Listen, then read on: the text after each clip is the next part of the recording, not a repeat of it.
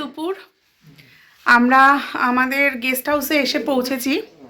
এটা হচ্ছে ব্রহ্মানন্দ দেব guest house. তো এটা অ্যাকচুয়ালি 64 ঘাটের কাছে, 64 যোগিনী ঘাট যেটা, সে একদম ঘাটের পাশে। মানে এটার রুফটপ থেকে গঙ্গা দেখা যায়। এই বাড়িটার পরের বাড়িটাই হচ্ছে লাস্ট বাড়ি, তারপরেই গঙ্গা। তো এবার আমরা এরকম জায়গায় একটা হোটেল নিয়েছি যে এখান থেকে 3-4 মিনিট হেঁটে দশাশ্বমেধ ঘাট, বিশ্বনাথ মন্দির, মণিকর্ণিকা সব কিছু যেতে পারবো বলে। তো এখন 3টে বাজে। আমরা এখান থেকে বেরিয়ে প্রথমে একটু লাঞ্চ করব, তারপরে নানান জায়গায় ঘুরবো। তো এটা কিন্তু খুব পুরনো দিনের একটা বাড়ি, সেই বাড়িটাকেই গেস্ট হাউস বানানো হয়েছে। আর এই যে সব এরকম তাক। তো চলুন এখন আমরা বেরোই। বেনারসে 64 ঘাট দশাশ্বমেধ ঘাট থেকে মাত্র 5-7 মিনিটের দূরত্বে। আর এই সব জায়গায়, মানে এটা বাঙালি টোলা, এই বাঙালি টোলা এরিয়ায় যে বাড়িগুলো আছে সবই এই পুরনো দিনের কলকাতার বাড়ির মতন। অর্থাৎ বাড়ির মাঝখানের বারান্দা, চারপাশে বারান্দা, তার পেছনে ঘর, আর মাঝখানটা ফাঁকা উঠোনের মতন। এই বাড়িটির বয়স প্রায় 200 বছরের কাছাকাছি। তো এইরকম একটা ঐতিহ্যশালী বাড়িতে থাকতে পারলাম। এবং স্বামী ব্রহ্মানন্দ এই বাড়িতে ছিলেন। তো তার নামেই এই বাড়িটার নাম হচ্ছে ব্রহ্মানন্দ গেস্ট হাউস। তো বাড়িটা অদ্ভুত রকম, এবং আমার অনেক দিনের ইচ্ছে ছিল এরকম একটা পুরনো দিনের বাড়িতে থাকার। তো সেটা এবার হয়ে গেল। কিন্তু মানে সেই পুরনো দিনের মতন, মানে সেই আজ থেকে 100-200 বছর আগে সেই ঘরগুলোর সিঁড়ি। একটা লাইব্রেরিও আছে, দেখাচ্ছি।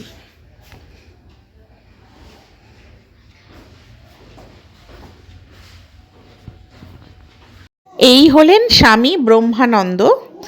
আর এই গেস্ট হাউসের একটা নিয়ম আছে, সেটা হলো রাত্রি 10টার মধ্যে এখানে ঢুকতে হবে। আর এখানে খুব একটা চিৎকার চেঁচামেচি করে কথা বলা যায় না, বা পার্টি টার্টি এখানে করতে পারবেন না। আর একটা বিষয় হলো, এখানে আমিষ জাতীয় খাবার এই ঘরে এনে খেতে পারবেন না। তো এখানে প্রচুর বই ছিল, ইন্ডিয়া, যোগ, Benaras, autobiography of Yogi, south India প্রভৃতি স্পিরিচুয়ালিটির উপর প্রচুর কালেকশন এখানে ছিল। তো ওনারা বললেন যে অনেকেই এখানে বই দান করে গেছেন, আর কিছু এখানকার নিজস্ব কালেকশন। তো যদি সময় থাকে তাহলে যে কেউ গেস্ট এই বইগুলো পড়তে পারেন। তো তারপর আমরা বেরিয়ে পড়লাম। এই 64 ঘাটের গলি, একদম সরু গলি। তো সেই সরু গলি ধরে আমরা 64 ঘাট থেকে এগিয়ে যাচ্ছি দশাশ্বমেধের রাস্তার দিকে। আর এই সেই বেনারসের বিখ্যাত গলিয়া, ছোট্ট ছোট্ট গলি বেনারসের, আর তার মধ্যেই প্রচুর পসরা বসেছে। আর এখন আমরা যাচ্ছি নিউ বাবা রেস্তোরাঁয়। তো নিউ বাবা রেস্টুরেন্ট এখানে খেতে। দুপুরবেলা আমরা এখানে খাওয়া দাওয়া করব। এখানে কিন্তু বাঙালি খাবার পাওয়া যায়, আর আমিষ খাবারও পাওয়া যায়। তো যেহেতু এটা বাঙালি টোলা, প্রচুর বাঙালি, তাই এখানে সহজেই আমিষ মানে মাছ মাংস দুটোই পাওয়া যায়। আর যেহেতু প্রচুর ফরেনার আছে, তো সেই কারণে আমিষ এরা রাখে। তো আমরা দেখছিলাম দাম মোটামুটি ঠিকই আছে। 170 টাকা নিরামিষ থালি, 250 টাকা চিকেন থালি। তো ভালোই দোকানটা। তো আমরা এই 64 ঘাটের এখানেই নিউ বাবা রেস্টুরেন্ট এটাতে এসেছি। তো 170 টাকা করে ভেজ থালি, তো সেটা অর্ডার দেওয়া হলো। তো আমরা এখন সেটা খাবো। আর প্রচণ্ড ঠান্ডা বেনারসে, মানে এখন প্রায় 9 ডিগ্রি 10 ডিগ্রি টেম্পারেচার। তো ঠান্ডায় পুরো গলা জমে যাচ্ছে। স্নান করে এসেছি এখন এখানে খেতে। তো বেনারসের ঘাটে নানান রকম রিচুয়ালস দেখতে পাওয়া যায়। তো এখানেও সাউথ ইন্ডিয়ান কিছু মানুষ, ধার্মিক মানুষ, তাদের কিছু লোকাল রিচুয়ালস পালন করে চলেছেন। আর এইখানে হচ্ছে একটা ক্লাসিক্যাল মিউজিক শেখার জায়গা। এখানে সমস্ত রকমের ক্লাসিক্যাল মিউজিক শেখানো হয়, সমস্ত ইনস্ট্রুমেন্ট আছে। আবার সন্ধেবেলা একটা ক্লাসিক্যাল মিউজিকের শোও হয়। মোটামুটি পর্যটক যারা আসেন তাদেরকে দেখানোর জন্য এখানে একটা শো হয়। তো পুরো রাস্তাটাতেই না মানে অসংখ্য অদ্ভুত অদ্ভুত জিনিস রয়েছে, এবং বেনারসের যে পিওর ফ্লেভার, সেই ফ্লেভারটা কিন্তু এই গলিটার মধ্যে আসলে আপনারা অবশ্যই পাবেন। তো বেনারসের সবচেয়ে সুন্দর এই জায়গাগুলো, মানে এখানটা কর্পোরেট এরিয়া নয়, তো একদম আগেকার মতন। এখানে একটা ইন্ডিয়ান ক্লাসিক্যাল মিউজিকের কনসার্ট হয় রোজ রাত্রিবেলা, মানে 8টা থেকে। তো সেটার সেন্টারটাই এই পাশে, আমাদের রেস্টুরেন্টের পাশে, আর তার পাশে একটা যোগা সেন্টারও রয়েছে। তো সেটাই দেখে এলাম।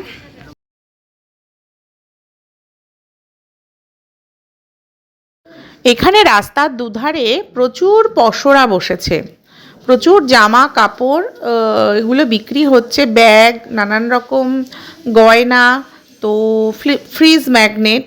আর বিদেশিদের না এই সমস্ত জিনিসগুলোতে খুব আগ্রহ। তো আমরা এখন যেখানে আছি সেটা হচ্ছে বাঙালি টোলার রাস্তায় আছি।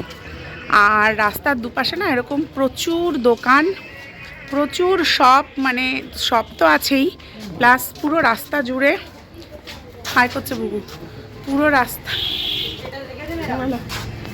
রাস্তা জুড়ে এরকম জামা কাপড় সাজানো। আর বেনারসের গলি মানে এই তো ছোট্ট ছোট্ট গলি, একদম ছোট ছোট্ট গলি।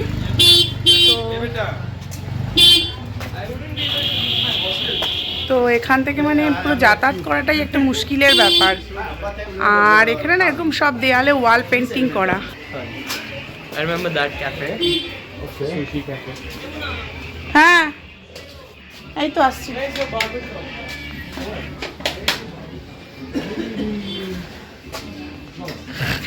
আর এখানকার যে বাড়িগুলো, এ কত বছরের পুরনো বাড়ি, মানে এই বাড়িটা ভেঙে গেছে দেখাচ্ছি। এটা আগে রাজাদের বাড়ি ছিল। এটা আগে রাজাদের বাড়ি ছিল। রানীও ছিল। বেনারস শহরকে বলা হয় ইতিহাসের থেকেও পুরনো, তাই এই শহরে না কোনো প্ল্যান নেই, মানে প্ল্যান করা কোনো সিটি নয় এটা। যত্রতত্র সরু সরু গলি, আর তার মধ্যেই গজিয়ে উঠেছে বিরাট বিরাট বাড়ি। এটা বহু পুরনো বাড়ি না মন্দির বুঝতে পারছি না, বহু পুরনো, কিন্তু ভেঙে গেছে পুরোটা। রাজাদের বাড়ি। হ্যাঁ, রাজাদের। কার বাড়ি? রাজা। রাজার বাড়ি। ও, চলে এসছে খাবার। কি কি এসছে? এটা হচ্ছে ফুলকপির তরকারি, আলু ভাজা, আলু ভাজা, আর দই। এটা হচ্ছে দই, এটা হচ্ছে ডাল, এটা হচ্ছে স্যালাড, এটা হচ্ছে পাঁপড়, আর এটা হচ্ছে রাইস। তো এটা চলে এসছে পঙ্কার খাবার। আর এটা আসছে হচ্ছে অভিষেকেরও হচ্ছে একই আছে। তো আমাদের তিনজনেরই একই, আর বুবুর জন্য আছে হচ্ছে নুডলস। হ্যাঁ, নুডলস খাবে বুবু। সেম না। না, different, same but different. No money no honey, নাকি no honey no money? Same but different. তো আমার খাবারটাও দিয়ে গেছে। আর এই ক্যাফেটার না একটা স্পেশাল বিষয় আছে, এইখানে সবাই কিন্তু লিখে গেছে, মানে যারা যারা এখানে খেয়েছে ভালো লেগেছে সেটা কিন্তু লিখে গেছে।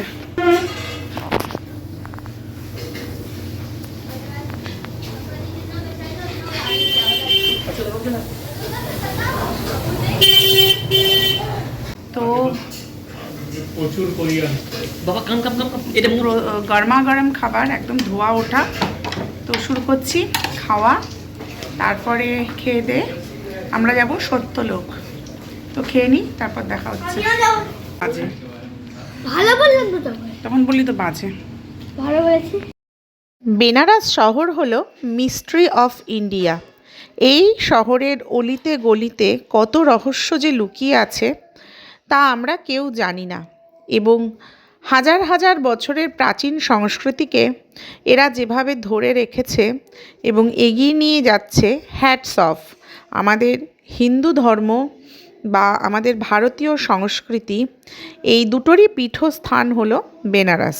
আর এই বেনারসের মানুষ এত সোবার, এত ভদ্র, এবং তারা যেহেতু হারকি নাগরিতে থাকে, মানে সত্যি শিবের নগরের বাসিন্দা, তাই তাদের স্বভাব, আচার, ব্যবহার ভীষণ ভালো। তো এইটুকুই এই ব্লগ। শুভরাত্রি।